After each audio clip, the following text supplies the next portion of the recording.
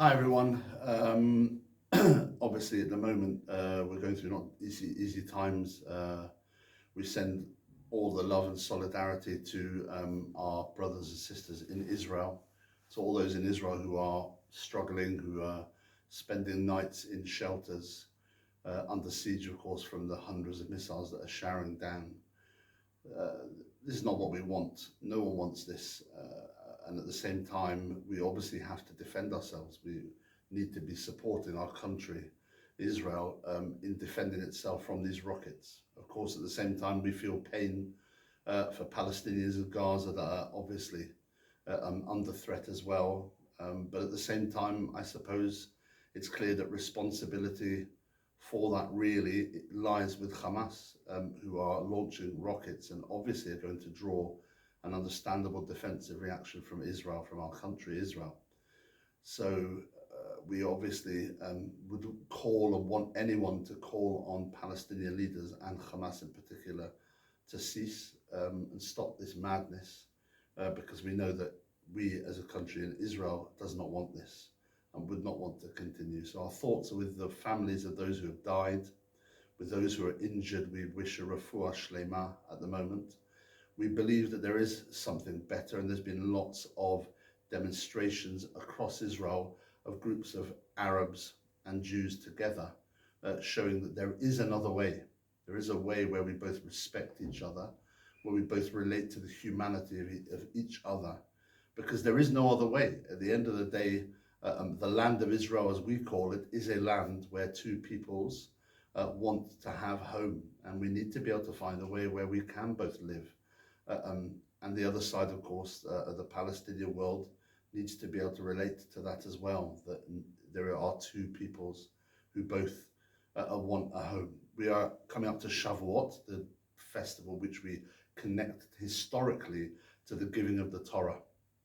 And the giving of the Torah, you can see actually above me, 10 Commandments referred to on this decorative piece, which actually comes from the Athenaeum, which was, of course, before Sainsbury's in Muswell Hill, the sort of theatre or hall, sort of theatre hall or event hall, above which we had a synagogue in Muswell Hill before we were here in Tetherdown. And those actually are historically from that, and they've been kept here in the Bet Midrash in Muswell Hill Synagogue. So by giving the 10 Commandments, by revealing the Torah to the Jewish people, in a sense that created difference. We now had a different trajectory from others. We had a Torah, and that was our way. Just like other religions talk about their revelations or their sources of wisdom, which give them different trajectories. And on the one hand, that of course can be difficult, because when you set people different, that can create tension. That can create a sense of them and us. At the same time, we all have such beauty in our religion, and we believe so much beauty exists in Judaism, that the potential for living together with others is also there. And so that's really a sort of a blessing here, isn't it? That we don't use religion to sense to other. At the moment, you can see the rioting and the sort of coming apart of the fabric of cohesion, even the weak cohesion that exists in Israel between Arab and Jew. And you can sense also that we talk, don't we? I mean, I remember being brought up that you talk about the Arabs, and many people talk about the Jews. Jews are this. We so easily fall into that way of talking about the Arab or the Jew. And that's where, in a sense, the othering starts, isn't it? That's where you begin to think of the other as some generalized thing and not as people, not as human beings that have different ways, not all feeling that they need to turn to violence as some, and we hope a minority have done. So let's take the Shavuot festival. Let's embrace our identity. Let's connect to our identity as a religion as well as a nation. We are, after all, a religion with a set of mitzvot, a rubric that is moral and ethical, commanded by God, but also ensure that as part of that, we also are curious, interested, and passionate about connecting to the other.